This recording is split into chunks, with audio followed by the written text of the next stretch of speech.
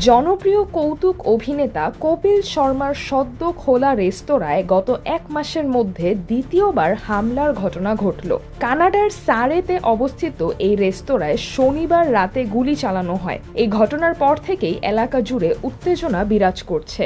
এই হামলার দায়ভার স্বীকার করে নিয়েছে কুখ্যাত গ্যাংস্টার গুরপ্রীত সিং ওরফে গোল্ডি ধিলন এবং লরেন্স বিষ্ণুই গ্যাং।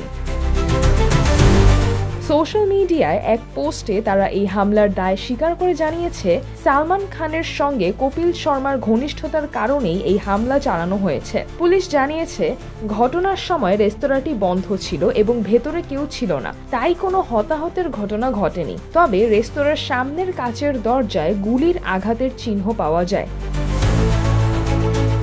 সারে পুলিশ এই ঘটনায় তদন্ত শুরু করেছে এবং স্থানীয় সিসিটিভি ফুটেজ খতিয়ে দেখছে। কপিল শর্মা এই ঘটনা নিয়ে এখনো কোনো মন্তব্য করেননি। এই হামলার ফলে কপিলের রেস্তোরাঁর নিরাপত্তা নিয়ে প্রশ্ন উঠেছে।